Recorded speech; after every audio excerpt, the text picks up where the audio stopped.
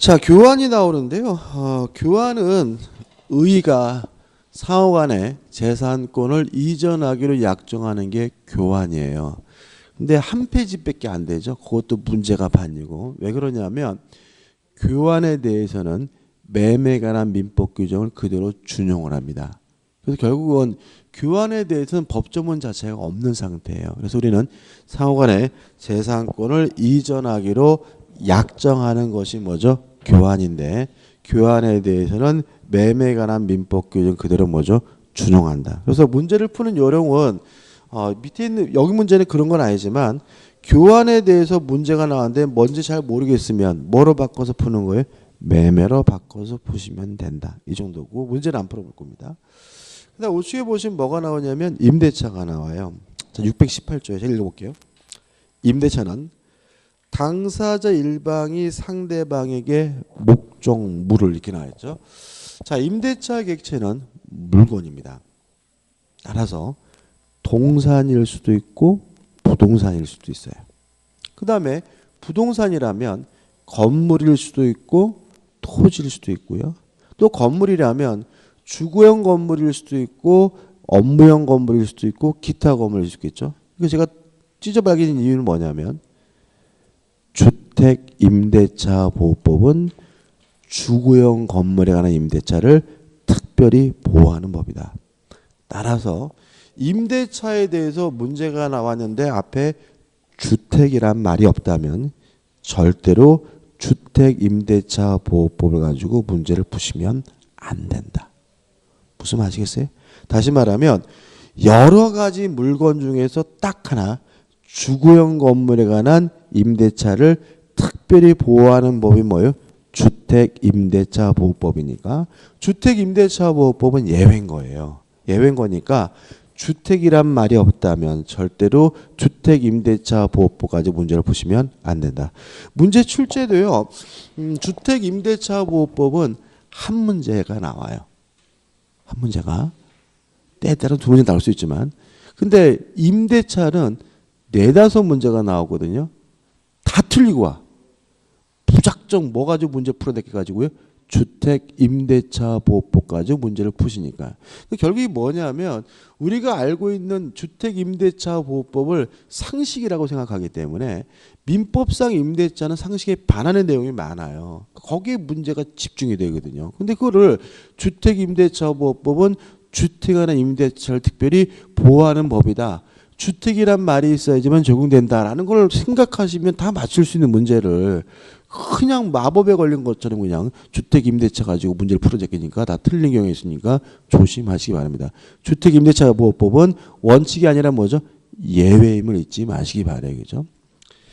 그 다음에 사용수익하게 할 것을 약정하고 낙손계약입니다. 따라서 실제로 사용수익하게 성립하는 것이 아니라 약정만 하면 성립하고 상대방 이에 대하여 차임을 반드시 차임을 지급하기로 해야 됩니다. 왜냐하면 임대차와 사용대차의 차이점은 무상이냐 유상이냐 문제.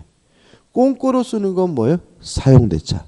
대가를 지급하면 뭐죠? 임대차인 거예요. 무슨 말 아시겠죠? 그죠? 예를 들어 제가 부동산 사무실을 오픈했는데 그 빌딩이 저희 아버지 빌딩이에요. 그래서 제가 꽁꼬로 쓰고 있다면 저하고 저희 아버지 무슨 계약을 한 거예요? 사용대차 계약을 한 거죠. 그죠? 근데 만약에 아버지가 오셔가지고 야, 이 자식이 아무리 부자지가 아니라도 자식아 내 거 내재해서 한 달에 50만 원씩 득일 했다. 그럼 뭐예요? 유상이니까 뭐로 바뀌는 거죠? 임대차로 바뀌는 거죠. 다시 말하면 유상이면 임대차. 무상이면 사용대차므로 임대차가 성립하기 위해서 반드시 차임을 지급하기로 하는 약정이 필요함을 주의하시기 바랍니다. 의의보시 성질 제가 열심히 설명드린 내용이고요. 넘겨보시면 2번 부동산 임차권의 강화가 나오는데 뭐 중요하진 않아요. 자, 이런 얘기입니다. 임차권은 물권이 아니라 뭐죠? 채권입니다. 임차권은 물권이 아니라 채권이므로 일단 대항력이 없습니다. 기억나시죠? 다만 임차권에 관한 등기를 하게 되면 뭘 인정해 주냐면 대항력을 인정해 줍니다. 여기서 또 갑자기 주민등록을 하면 이거 대항력 이거 떠오르는 사람은 줘야 되는 뭐예요? 배신인 겁니다. 그죠? 절대로 뭐가 떠오르시면 안 돼요? 주택임대차보호법이 떠오르면 안 되는 거예요. 두 번째, 임차권은 물권이 아니라 채권이기 때문에 물권적 청구권이 인정되지 않습니다. 다시 말하면 방해, 배제, 청구권이 없는 거죠. 다만 등기에서 대항력이 있는 임대차는 방해, 배제, 청구권을 인정해 줍니다. 그 내용이에요. 그 다음 우측에 보시면 임대차에 성립해서 당사자의 합의가 있으면 되고요. 목적물은 뭐죠? 물건이니까 한번 보시기 바라고 대표이제 맞는 것은 2번이죠. 타인의 물건이라도 임대할 수가 있습니다. 권한이 있다면. 그 다음에 넘겨보시면 임대차의 뭐죠? 존속기간이죠. 중요합니다. 일단 임대차의 최장기간에 대해서는요. 무제한이에요. 따라서 우리 판례에 따른다면 영구무한으로도 설정하는 것이 가능하고도 유효하다는 게 우리 판례 입장이고요. 두 번째, 최단기간이죠. 보장하지 않습니다. 여기서 또 2년 보장한다 이러면 안 돼, 그죠? 임대차는 최단기간을 뭐 하지 않습니까? 보장하지 않습니다. 따라서 임대차 계약을 하면서 존속 기간을 약정하지 않았다면 언제든지 자유롭게 해지 통고할 수가 있고요. 만약에 임대인이 해지 통고라면 6월, 임차인이 해지 통고라면 1월 지나면 임차권이 뭐하게 돼요? 소멸되게 됩니다. 아주 시험에 잘 나오겠죠? 왜 잘 나와요?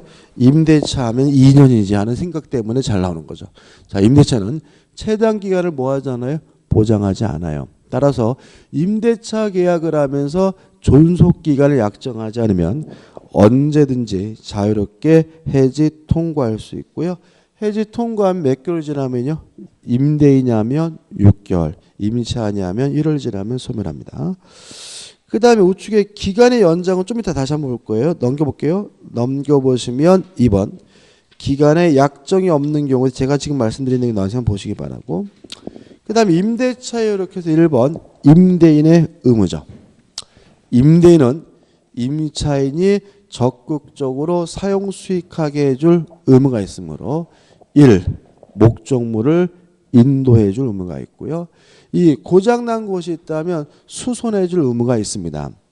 유의하실 것은 이러한 수선 의무는 당사자 간의 특약으로 배제할 수 있어요. 다시 말하면 임차인이 수선하기라는 특약은 가능하고도 유효한데 오른쪽에 나와 있는 내용은 뭐냐 하면 대수선의 경우에는 여전히 임대인이 해줘야 된다. 다시 한번요.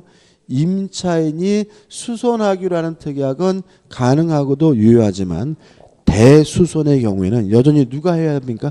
임대인이 해야 되고 3번 방해를 제거해 줄 의무가 있고요. 4번 담보 책임을 부담하고 판례는 일단은 의미가 없어요. 일단은 넘겨보시면 2번 임차인의 권리에 의해서 1번 임차인의 권리에서 1. 임차권 목적물을 사용 수익할 수 있는데 가 사용 수익의 범위 용도에 쫓아 사용해야 된다. 따라서 용도에 위반해서 사용하게 되면 해지당할 수가 있고요. 우측에 나번에서 임차권에 대항력 해가지고 일단 원칙적으로 대항력이 없지만 등기하면 뭘 갖습니까? 대항력을 갖는다. 그 다음에 우측 2번 비용 상환 청구권이 나오네. 중요합니다. 일단 임차인은 필요비도 청구할 수 있고요. 유익비도 청구할 수가 있어요. 우리 전세권자는 뭐만 청구할 수 있죠? 유익비만 청구할 수 있었죠. 임차인은 필요비도 청구할 수 있고 유익비도 청구할 수 있는데 필요비는 언제 청구하냐면요. 지출하자마자 바로 청구하고요. 유익비는 언제 청구하냐면 임대차 종료시에 청구합니다. 아주 시험에 잘 나와요. 점유자도 필요비 유익비 상한을 청구할 수 있는데요. 점유자는 언제 청구하냐면 반환시 청구합니다. 이 세 가지를 섞어놔요. 자, 임차인은 필요비를 언제 청구해요? 지출한 때 청구하고, 유익비는 임대차 뭐죠? 종료시에 청구하고, 점유자는 필요비 유익비를 언제 청구합니까? 반환시에 청구한다는 거 꼭 구별해서 기억해 두셔야 되고요. 그 다음에 행사기간 제한이 있어요. 임차 목적물을 임대인에게 반환한 때부터 몇 개월 동안 행사할 수 있냐면 6개월 동안만 행사할 수가 있고요. 요 필요비 유익비에 관한 민법 규정은 임의 규정이기 때문에 특약으로서 배제할 수가 있습니다. 중요합니다. 자, 임대차는 약자 보호 규정이기 때문에 대부분의 규정이 뭐냐면 강행 규정인데, 필요비 유익비에 관한 규정만은 임의 규정이기 때문에 특약으로서 뭐 할 수 있어요? 배제할 수 있고요. 그 다음에 필요비 유익비는 목적물에 관해 생긴 채권이기 때문에 뭐가 성립되죠? 유치권이 성립되게 됨을 주의하시기 바랍니다. 그래서 내용 한번 보시기 바라고, 그 다음 넘겨보시면 라번에서 임차인의 매수 청구권 해가지고 A 지상물 매수 청구권이 나오고, 559페이지에 뭐가 나오냐면 부속물 매수 청구권이 나오는데, 이 부분도 중요해요. 지금 간단하게 정리할 수 있어요. 일단 임차인이 임차 목적물을 살면서 부속을 시켰어요. 근데 만약 부속시킨 것이 만약에 부합이 됐다면 임대인 소유가 됐기 때문에 내 건데 사라고 요구할 수는 없고요. 이때는 유익비 상한 청구권 문제로 가고요.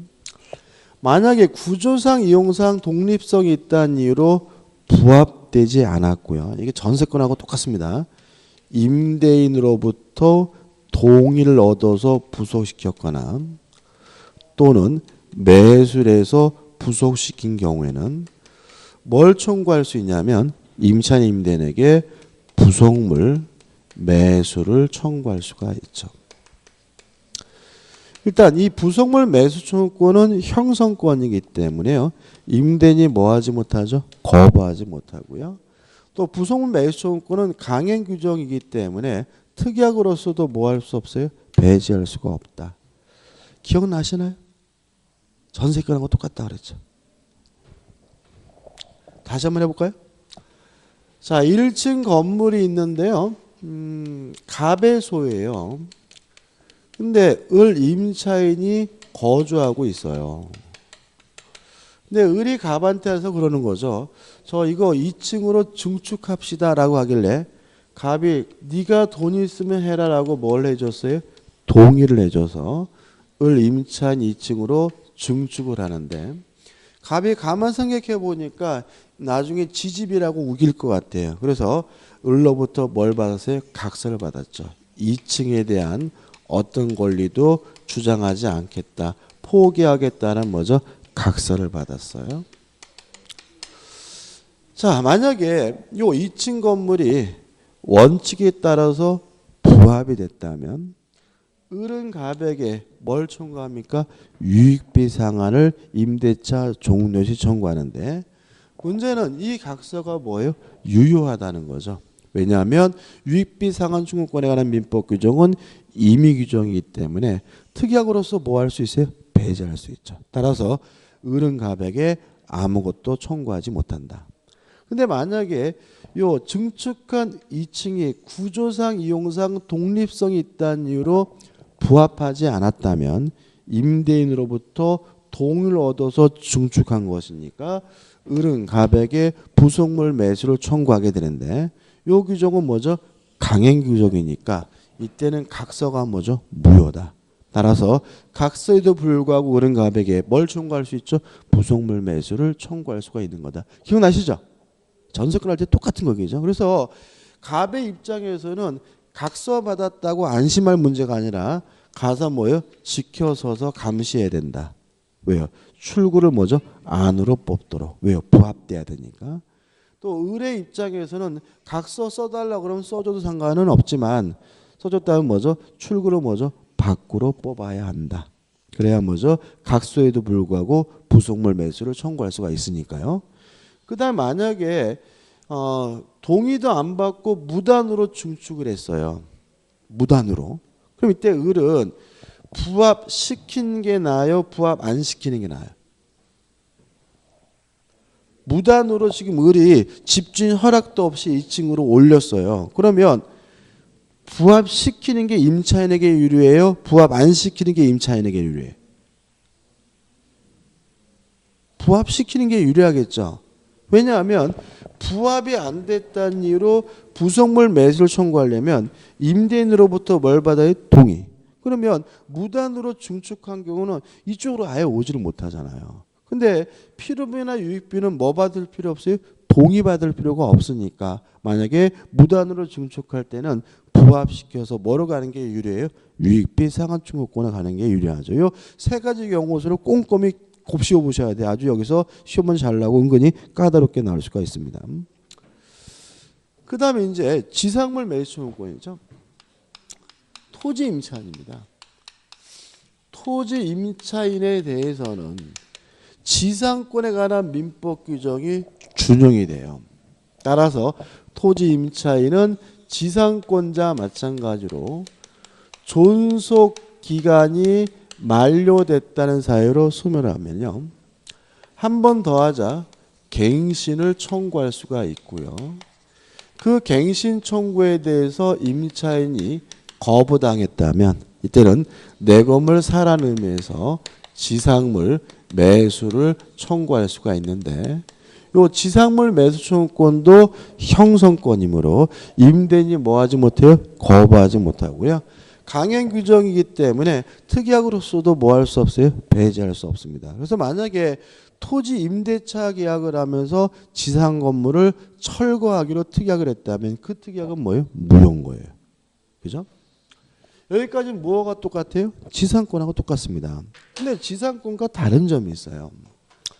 만약에 토지 임대차가 존속 기간에 약정이 없다는 이유로 임대인의 해지 통고로 소멸된 경우에 뭐 할 수 있냐면 지상물 매수를 청구하는 것이 가능한데 이때는 굳이 뭐 할 필요 없어요? 갱신을 청구할 필요가 없는 거죠.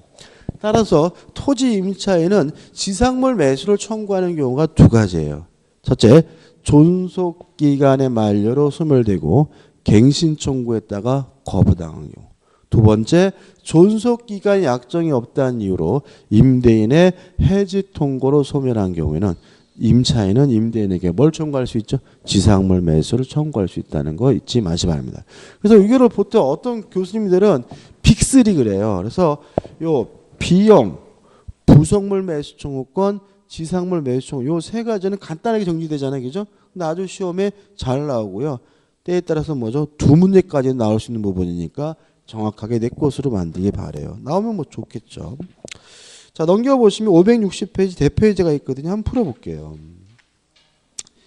임차인의 유익비 상환 청구권과 부속물 매수 청구권을 비교 설명한 다음 내용 중 옳지 않은 것은 1번 부속된 물건이 건물 기타 공작물의 구성 부분이 되면 구성 부분이 됐다는 말은 뭐 됐다는 얘기예요? 부합됐다는 얘기죠. 동의하시죠? 이제 부합됐다면 유익비 상환 청구권의 대상이 되고 독립성이 인정되는 경우 뭐 되지 않았다는 거예요? 부합되지 않았다는 거죠. 인정되는 부속물 매수 청구권의 대상이 된다. 5점. 2번 부속물 매수 청구 임대인의 동의를 얻어 건물이나 공작물을 부속한 경우나 임대인에게서 매수한 경우로 한정되지만 다시 말하면 부속물 매수 청구하려면 임대인으로부터 동의받았거나 매수해서 부속시킨 경우로 한정되지만 유익비 상환 청구 그러한 제한이 없다. 다시 말하면 유익비 상환 청구권은 뭐 할 필요 없어요? 동의받을 필요가 없다. 그래서 무단으로 증축할 때는 뭐예요? 부합시키는 게 더 낫다. 그죠? 3번 임차인의 부속물 매수 청구 당사자의 약정으로 배제할 수 없으나 왜요? 강행 규정이기 때문에 특약으로 뭐 할 수 없어요? 배제할 수 없고요. 유익비 상환 청구권은 당사자 약정에 의해 포기될 수 있다. 왜요? 유익비 상환 청구권은 임의 규정이기 때문에 특약으로서 뭐 할 수 있죠? 배제할 수 있죠. 4번 임차인은 부속물 매수 청구권에 관하여 유치권 행사할 수 있으나 X죠. 자, 유치권의 목적물은 뭐예요? 타인의 소유가 되겠죠. 매수를 청구한다는 말은 누구 거란 얘기예요? 지 거란 얘기죠. 따라서 각종 매수 청구권을 이유로는 유치권 행사할 수가 없어요. 유익비 상환 청구권에 대해서는 유치권 인정되지 않는다. X죠. 앞뒤가 뭐죠? 뒤바뀌어 있는 답은 뭐죠? 4번이죠. 5번 유익비 상환 청구권은 임대인이 목적물을 반환받은 날로부터 몇 개월이죠? 6개월 이내 행사하지만 부속 매수 청구 그와 같은 제한이 없습니다. 답은 뭐죠? 4번이죠. 우측 2번 풀어볼까요? 임차인의 부속물 매수 청구권과 유익비 상환 청구권에 관한 설명으로 옳지 옳은 것은 1번 유익비 상환 청구권은 임대차 종료 시 행사할 수 있다 옵니다. 자, 필요비는 언제 청구합니까? 지출한 때. 유익비는 언제 청구합니까? 종료 시 청구하죠. 2번 부속된 물건이 임차물의 구성 부분으로 일체가 된 경우 무슨 말이죠? 부합됐다는 얘기고요. 특별한 약정이 없는 한 부속물 매수 청구로 대상이 된다. X. 부합이 됐으면 유익비로 가고 부속 매수를 청구할 수가 없고요.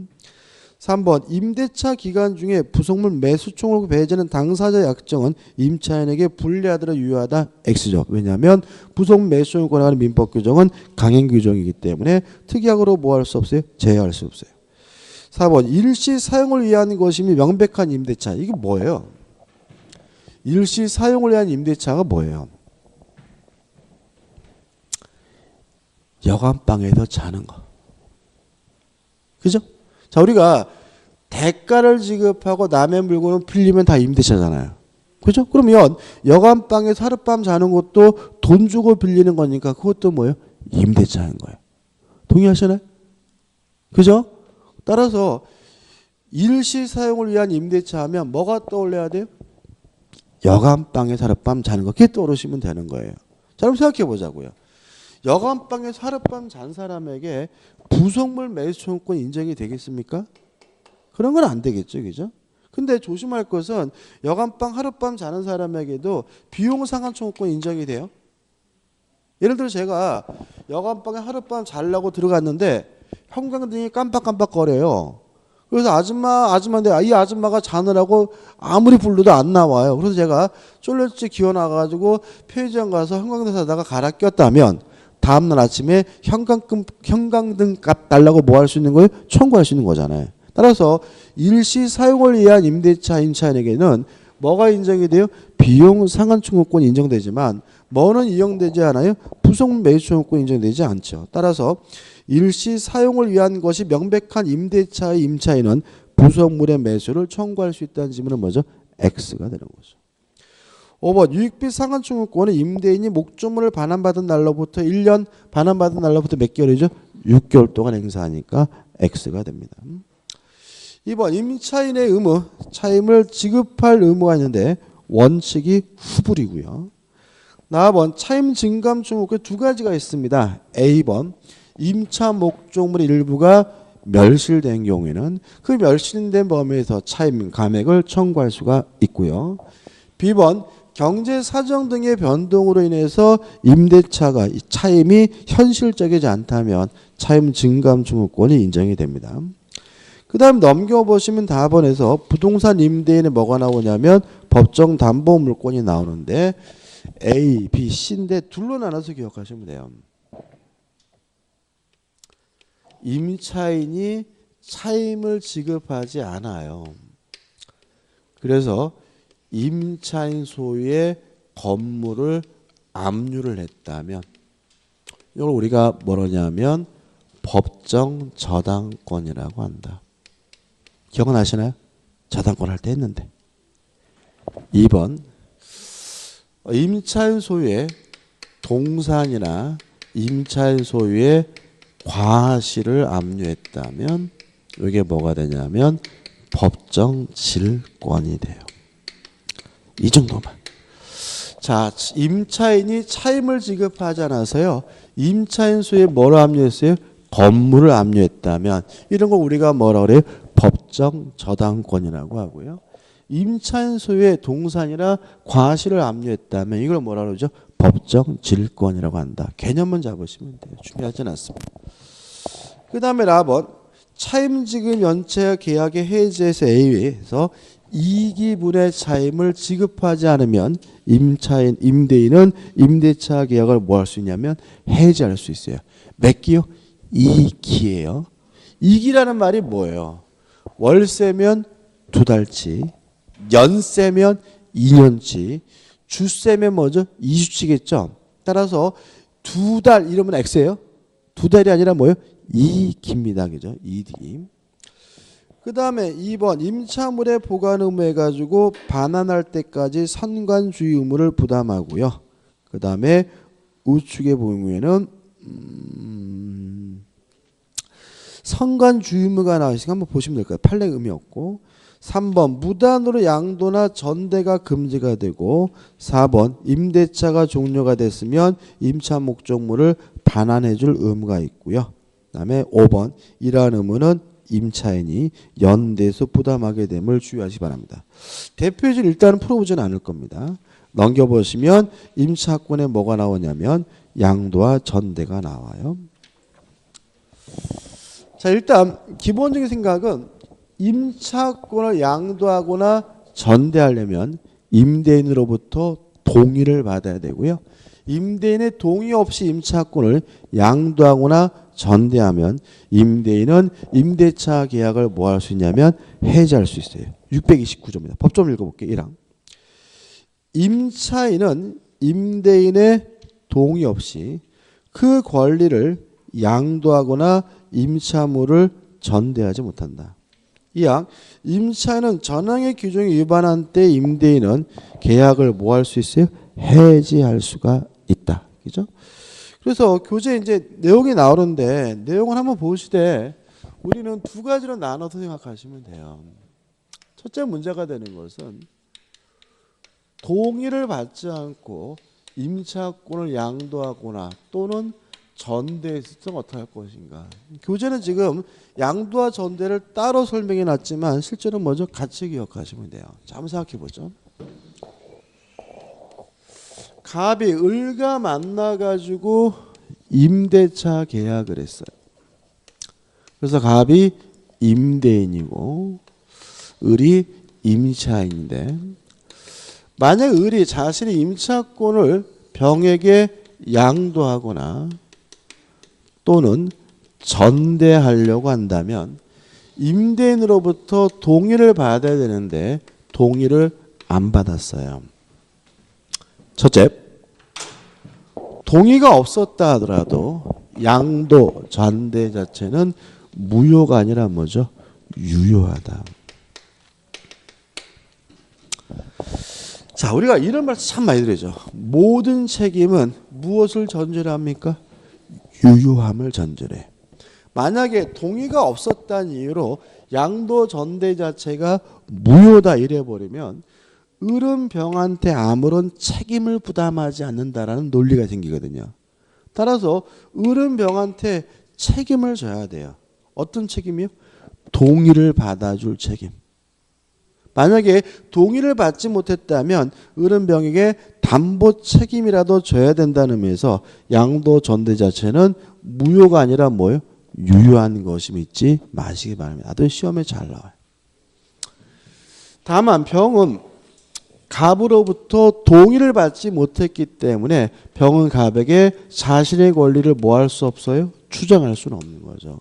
근데 이 부분은 주택임대차에도 적용돼요. 예를 들어서 만약에 이게 주택이어서 병이 인도받고 주민등록했다는 이유로 대항력을 확정 일자를 했다는 이유로 우선 변제권을 취득하려면 임대인으로부터 반드시 뭘 받아야 돼요? 동의를 받아야 되고요. 동의가 없었다면 병은 아무리 주민등록을 하더라도 뭐가 인정되지 않아요? 대항력이 인정되지는 않는 거예요. 따라서 갑은 병에게 소유권을 이유로 반환을 청구하는 것이 가능하고요. 갑이 병에게 소유권을 이루고 반환 청구하면 병은 못 나가겠다라고 뭐 할 수 없어요? 거부할 수가 없는데 주의하실 것은 요 갑과 을 간의 임대차 계약이 아직도 유효한 상태라면 이 집에 살아야 될 사람은 갑도 병도 아닌 을이기 때문에 요 반환 청구는 을에게 임차인에게 반환할 것을 청구하는 내용임을 주의하시기 바랍니다. 다시 말하면 나에게 돌려달라고 반환을 청구하는 게 아니라 을에게 돌려주라고 뭐죠? 반환을 청구하는 것임을 주의하시기 바라고요. 두 번째, 갑이 을과의 임대차 계약을 아직도 해지하지 않고 있는 상태라면 갑은 병에게 손해배상을 청구할 수 없다는 것도 꼭 기억해 두셔야 되고요. 마지막으로 갑은 을과의 임대차 계약을 무단, 양도, 전대했다는 이유로 뭐 할 수 있냐면 해지할 수가 있다. 끝났습니다. 정리해 볼게요. 동의 없이 임차권, 양도, 전대가 이루어지게 되면 첫째, 임대인은 임대차 계약을 뭐 할 수 있죠? 해지할 수가 있다. 다만 동의가 없더라도 양도 전대 자체는 뭐예요? 유효하므로 을은 병에게 책임을 부담하게 되고요. 다만 갑은 병에게 소유권을 이유로 반환을 청구하는데 누구한테 돌려주려고 반환 청구합니까? 임차인에게. 또 갑은 을과의 임대차 계약을 해지하지 않고 있는 상태라면 병에게 손해배상을 청구할 수 없다는 것도 꼭 기억해 두시기 바랍니다. 566페이지 오시면 대표 예제가 있죠. 한번 풀어볼게요. 갑은 자신의 X 건물을 을에게 임대하였고 을은 갑의 동의 없이 X 건물에 대한 임차권을 병에게 양도했다. 다음 설명 중 틀린 것은 똑같은 사례죠. 그죠? 1번 을은 병에게 갑의 동의를 받아줄 의무가 있다. 왜요? 양도 계약 자체는 무효가 아니라 뭐죠? 유효한 거니까. 2번 을과 병 사이 임차권 양도 계약은 유동적 무효이다. X. 답은 뭐죠? 2번인 거죠. 그죠? 3번 갑은 을에게 차임의 지급을 청구할 수 있다. 맞겠죠? 자, 갑과 을 간의 임대차 계약은 아직도 뭐예요? 유효한 상태니까 갑은 을에게 차임을 청구할 수가 있고요. 4번 만약 병이 을의 배우자이고 X 건물에 동거하면서 함께 가구점을 경영하고 있다면 갑은 임대차 계약을 해지할 수 없다. 나중에 판례 문제인데 나중에 설명드릴 거고. 5번 만약 을이 갑의 동의를 받아 임차권을 병에게 양도했다면 이미 발생된 을의 연체 차임 채무는 특이하게 없는 한 병에게 이전되지 않는다. 너무나 당연한 내용이다. 답은 뭐죠? 2번이 됩니다. 그 다음 우측에 전대차 해가지고 넘겨보시면 568페이지에 뭐가 나오냐면 임대인의 동의가 있는 뭐가 나와요? 전대차가 나오는데 일단은 뺄 겁니다. 그죠? 나중에 설명드릴게요. 그 다음 569페이지 오시면 뭐가 나오냐면 보증금과 권리금이 나와요. 1번 보증금이 나오는데 교재를 한번 읽어보시되 중요한 건 뭐냐면 요거예요. 연체 차임을 보증금에서 깔지 말지는 임대인 마음이다. 다시 말하면 임차인은 보증금을 이유로 차임 지급을 뭐 할 수 없어요? 거절할 수가 없는 거죠. 월세를 안 냈어요. 깔지 말지 누구 마음이에요? 임대인 마음이니까 임차인이 임대인에게 보증금에서 공제해달라고 뭐 할 수 없어요? 요구할 수가 없다. 그거 하나만 주의하시면 돼요. 나머지 내용은 뭐겠습니까? 임대차 계약이 종료가 되면 그동안의 연차의 차임을 공제한 나머지 보증금과 목적물에 반하는 뭐가 돼요? 동시 이행관계란 말이 나와 있겠죠. 그 다음에 넘겨보신 마지막에 교재는 뭐 그 정도입니다. 그 다음에 571페이지 보시면 뭐가 나오죠? 권리금이 나오죠. 그죠? 권리금은 가입표의 판례까지 보지 마세요. 왜냐하면 상가 건물 임대차 보호법에 권리금에 관한 규정이 있기 때문에 여기서는 출제될 수가 없습니다. 그 다음 이제 권리금 밑에 뭐가 나오냐면 임대차의 종료에서 종료원이 1. 존속시간, 존속기간이 만료가 되면 임대차는 뭐죠? 종료가 된다. 2. 뭐가 나오죠? 해지 통보가 나오죠. 이게 중요한데 자, 어디 있죠? 요거죠. 자, 해지 통고하면 임차권이 바로 소멸하는 것이 아니라 임대인이 하면 6개월, 임차인이 하면 1월 전에 임차권이 소멸되죠. 근데 이게 우리가 존속 기간의 약정이 없는 경우뿐만 아니라 두 가지가 더 있어요. 두 가지가. 두 번째, 약정 해지 사유죠. 약정 해지 사유로 인한 해지 통고는 해지는 임대인이냐면 6월, 임차인이냐면 1월 지나야 임차권이 소멸됩니다. 자, 이런 얘기예요. 임대차 계약을 하면서 이렇게 계약을 했어요. 임대인이 해외로 이민 가면 본 계약을 해지할 수 있습니다라고 약정을 했거든요. 근데 실제로 임대인이 해외로 뭐 가게 됐어요? 이민 가게 돼서 해지를 하면 바로 임차권이 소멸되는 것이 아니라 몇 개월 지나야죠? 6개월 지나야 뭐죠? 소멸되는 거다. 이해되시죠? 아니면 임차인이 해외로 이민 가면 본 계약을 해지할 수 있다라고 약정을 했는데 임차인이 실제로 뭐죠? 해외로 이민 가게 되면 임차인이 뭐 할 수 있어요? 해지할 수 있는데 바로 소멸되는 것이 아니라 몇 개월 지나요? 1월이 지나 임차권이 뭐죠? 소멸되게 된다. 이런 뜻이고, 그 다음에 세 번째, 임차인의 파산입니다. 임차인이 파산 선고를 받으면 임대인이 해지 통고할 수 있고요.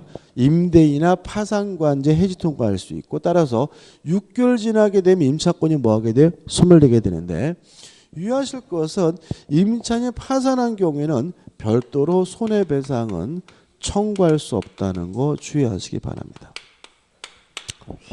교재 보시면은 572페이지에 사유해가지고 존속 기간을 정하지 않은 경우, 그 다음에 약정 해지권이 보류되어 있는 경우, 그 다음에 임차인이 뭐죠? 파산 선고받은 경우 나와 있고요. 임차인이 파산 선고받은 경우에는 별도로 뭘 청구하지 못합니까? 손해배상을 청구하지 못합니다. 그 다음에 3해지해가지고 가로 이런 말 있죠? 계약 해지 효력이 뭐죠? 즉시 발생. 그러니까 이거는 일정 기간이 지나는 게 아니라 바로 임차권이 소멸되는 경우가 있는데, 일단 가와 나가 있잖아요. 가나 옆에다가 이렇게 해가지고 임차인 이렇게 적어 놓으시고, 그 다음에 다와 라가 있잖아요. 다와 라 옆에다가 이렇게 해가지고 임대인 이렇게 하면 돼요. 무슨 말이냐면 가와 나는 누가 해지하는 거예요? 임차인이 해지하는 거고, 다와 라는 누가 해지하는 거죠? 임대인이 해지하는 거죠. 그럼 가. 자, 이런 얘기입니다. 자, 임대인은 적극적으로 목적물을 수리해 줄 의무가 있어요. 이러한 목적물의 수리행위, 보존행위에 대해서 임차인은 거부할 수 없고요. 다만 임대인의 보존행위로 임차인이 목적을 달성하지 못하면 임차인은 임대차 계약을 해지할 수 있어요. 임대인이 임차인의 의사에 반하여 보존행위를 하는 때에는 임차인의 임대차 계약을 뭐 할 수 있습니까? 해지할 수 있습니다. 나 일부가 멸실됐어요. 근데 잔존 부분만으로는 임대차의 목적을 달성할 수가 없다면 그때는 누가요? 임차인이 임대차 계약을 뭐 할 수 있어요? 해지할 수 있고요. 임차인이 임차권을 무단으로 양도하거나 전대하면 임대인이 임대차 계약을 해지할 수 있고요. 이기분의 차임을 지급하지 않으면 임대인이 임대차 계약을 뭐 할 수 있죠? 해지할 수 있겠죠. 그 다음에 2번 임대차 종료 효과 기본적으로 뭐죠? 원상 회복해 줘야 됩니다. 우측에 대표 예제가 나와 있는 풀어볼까요? 임대차의 해지에 관한 민법 규정 내용의 설명 중 틀린 것은 1번 임대차 기간에 약정이 없는 때는 당사자는 언제든지 계약 해지에 통고를 할 수 있다. 5점. 임대차 기간이 약정이 있는 경우에도 당사자 일방 또는 쌍방이 그 기간 내에 해지할 권리를 가진 당사자는 해지할 권리가 있다면 언제든지 계약 해지에 통고를 할 수 있다. 맞는 질문이겠죠. 3번 임차인이 파산 선고를 받은 경우는 임대차 기간이 약정이 있는 때에도 임대인 또는 파산관계인 계약 해지를 통고할 수 있고 이 경우 각 당사자는 상대방에 대하여 계약 해지로 인해 생긴 손해배상을 청구할 수 있다. X죠. 파산 선고를 이유로 한 해지 통고에는 뭘 청구하지 못합니까? 손해배상을 청구하지 못합니다. 4번 한번 읽어보시기 바라고 5번 이기분의 차임을 지급하지 않으면 임대차 계약을 뭐 할 수 있죠? 해지할 수 있습니다. 마지막으로 임대차에 관한 규정은 강행 규정이다. 뭐만 빼고요? 어딨죠? 여기 있죠. 필요비, 유익비, 비용 상한 청구권만 뭐죠? 임의 규정이고 나머지 규정은 다 뭐죠? 강행 규정이다. 이렇게 기억하면 되겠죠. 여기까지고요. 좀 쉬었다가 이제 민사특별법으로 들어가도록 하겠습니다.